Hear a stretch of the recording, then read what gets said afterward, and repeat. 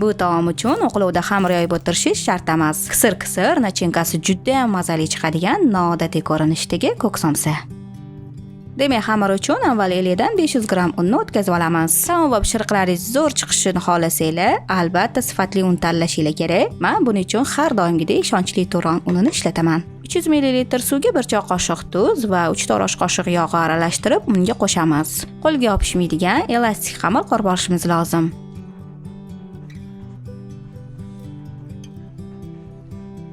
Ushbu xamirdan bir xil 12 zuvolachalarni yasab olamiz.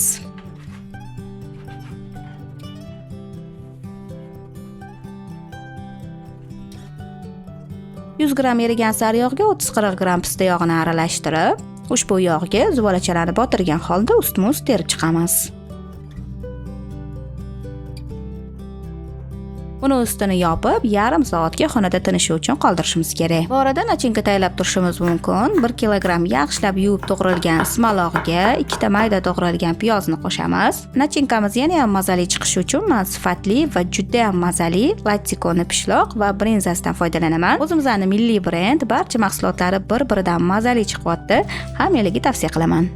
200 gram brinzani qo'lda maydalab, 100 gram pishloqni qirg'ichdan o'tkazib olamiz. 2 osh qoshiq o'simlik yog'i, tabga ko'ra tuz va murchni ham qo'shib, nachinkani aralashtiramiz. Shu bilan nachinkamiz tayyor. Endi tingan sariyog'li xamirlarni qo'lda xuddi videoda ko'rsatganimdek, o'rtadan boshlab yupqa qilib sekin ochib olamiz. Ehtiyotkorlik bilan tortib yoysanglar, xamir tezroq ochiladi. Xamir ustiga nomiga sariyog' surib, bir chetiga nachinka solamiz.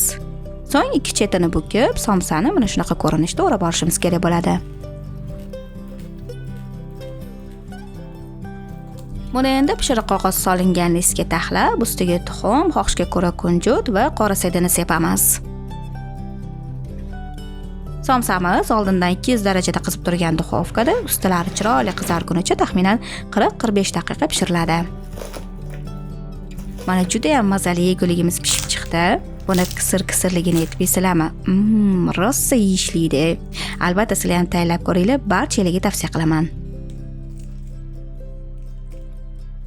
Dasturxoningiz fayzli, pishirgan taom va pishiriqlaringiz doimo shirin bo'lsin. Keyingi videolarda g'oyibona ko'rishguncha, xayr.